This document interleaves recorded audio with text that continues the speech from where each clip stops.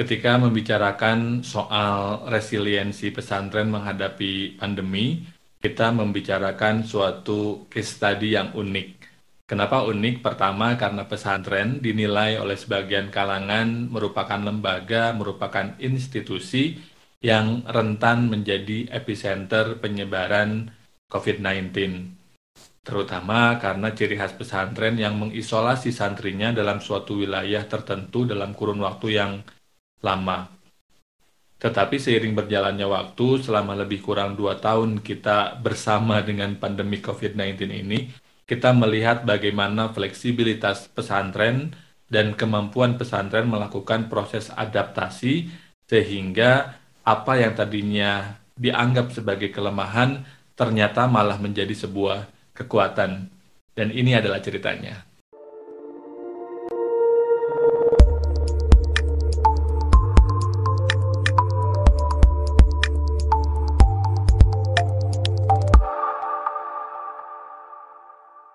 Assalamualaikum warahmatullahi wabarakatuh. Pesantren adalah lembaga pendidikan Islam yang dianggap paling tua di Indonesia. Secara umum hari ini ada yang coraknya tradisional, ada yang coraknya modern, ada yang terintegrasi dengan sekolah formal, ada yang tidak, ada yang memperlakukan sistem kelas dan diakhiri dengan katakanlah ijazah atau sertifikat, tapi ada juga yang tidak. Tetapi secara umum, pesantren memiliki karakter yang khas berupa pengasramaan santri. Kadang-kadang asramanya jumlahnya relatif kecil, sedangkan santrinya banyak, sehingga satu kamar bisa banyakkan orang, majelis bisa penuh sesak oleh santri yang belajar mengaji. Dan dalam hal ini kemudian pesantren dilihat sebagai lembaga yang rentan menjadi epicenter penyebaran COVID-19 dan memang dalam satu dan lain hal di beberapa tempat dugaan tersebut terbukti dan menjadi realita. Nah, ada 3 hal yang kemudian menjadi alasan kenapa pesantren dianggap rentan menjadi epicenter COVID-19. Pertama, tadi sudah saya singgung sedikit, pesantren mengasramakan, mengisolasi santri di sebuah lokasi dalam kurun waktu yang panjang, kadang-kadang luas lokasinya, luas wilayahnya tidak cukup untuk menampung jumlah santri yang banyak, akibatnya terjadi desak-desakan atau terjadi kerumunan. Nah, karena sifatnya itu kemudian jika ada satu orang yang tertular, maka potensi untuk COVID itu menyebar sangat cepat dan menjangkiti semakin banyak orang menjadi semakin besar karena tidak ada jarak dan karena semuanya terisolasi di sana. Kedua, kenapa kemudian pesantren dianggap rentan? Karena ada sebagian kalangan di beberapa pesantren yang kemudian dalam tanda kutip meremehkan COVID-19, dalam artian mereka tidak memandang perlunya untuk melakukan proteksi yang lebih ketat, untuk menerapkan protokol kesehatan dan murni menyandarkan pada doa atau pada tawakal dengan penafsiran yang katakanlah tidak tawakal yang tidak diperkuat oleh ikhtiar preventif. Nah, sehingga kemudian riskan untuk pesantren menjadi epicenter COVID-19. Yang ketiga, karena ada budaya sowan ke kiai. Yang sowan ke kiai tidak mesti di lingkungan sekitar, tapi bisa siapapun orang asing yang datang, yang kita tidak tahu apakah orang tersebut tidak terinfeksi ataukah terinfeksi, apakah dia memiliki gejala ataukah tidak bergejala, tapi sebetulnya adalah carrier bagi COVID-19. Dan kita juga melihat dalam kurun waktu 2020-2021 ada ratusan kiai, ada ratusan ulama yang meninggal yang mengguncangkan kita semua karena mautul alim, mautul alam, kematiannya ulama adalah pertanda kematian dalam beberapa aspek bagi kehidupan kita juga gitu. Nah, terlepas dari itu, pesantren kemudian memperlihatkan karakter fleksibilitasnya, karakter kemampuan resiliensinya untuk merespon perubahan yang datang. Dan dalam beberapa hal saya gembira terhadap respon positif tersebut.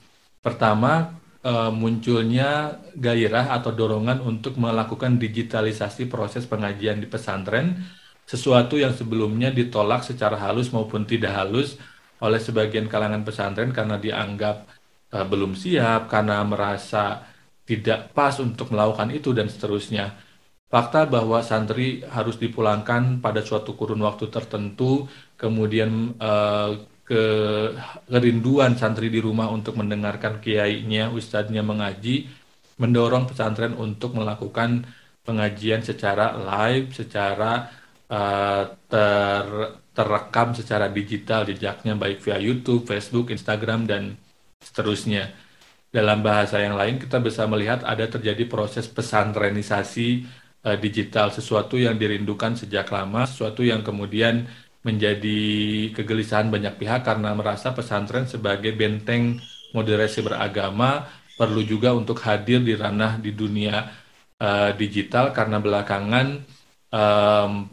cara orang untuk menuntut ilmu agama tidak lagi setradisional dulu, di mana mereka datang ke pesantren, datang ke masjid, datang ke majelis, tapi mereka lebih senang untuk mendengarkan di YouTube, di podcast, dan seterusnya. Itu yang pertama. Yang menarik yang kedua adalah bagaimana sifat karakter pesantren yang dia mengisolasi santri, yang dulu dianggap sebagai kelemahan karena berpotensi untuk mempercepat terjadinya epicenter ketika ada yang positif, ternyata menjadi sesuatu kekuatan tersendiri. Dalam hal ini misalkan pesantren kemudian memberlakukan santri yang akan pulang kembali ke pondok harus sudah dites, di swab test misalkan, dan terbukti negatif, kemudian mereka diisolasi secara lebih ketat, orang tua tidak boleh menengok, kemudian kalau bisa divaksin dulu, dan seterusnya, sehingga kemudian dengan pengoptimalan proses isolasi ini, pembelajaran tatap muka bisa dilaksanakan setelah memastikan bahwa para santri ini negatif hasil swab testnya. Dan proses masuknya juga kemudian dibikin bertahap agar tidak menimbulkan kerumunan terjadi di pesantren saat proses kedatangan santri. Dan ini menarik karena kemudian memungkinkan pesantren menjadi lembaga pendidikan pertama yang berani melakukan pembelajaran tatap muka, berani dalam tanda kutip, dan atau siap melakukan pembelajaran tatap muka dibandingkan dengan sekolah. Dan ini berkat karakteristik pengisolasian, pengasramaan santri di lingkungan pesantren, dengan kemudian memperketat proses masuknya dan memperketat proses pembelajarannya sehingga tidak ada terlalu banyak kontak dengan orang di luar yang mungkin berpotensi menjadi carrier bagi COVID-19. Dan bagi kalangan grassroots di bawah, di pedesaan, kemampuan pesantren dalam melakukan hal ini kemudian menjadi daya tarik tersendiri gitu.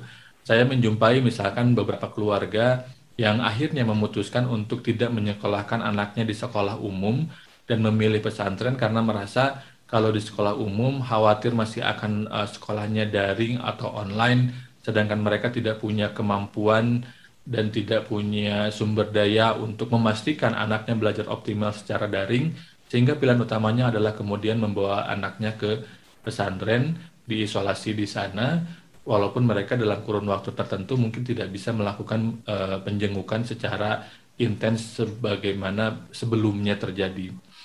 Dan ini kemudian yang bagi saya menarik karena pesantren membuktikan fleksibilitasnya, kemampuan adaptasinya dalam merespon kebutuhan dan situasi zaman.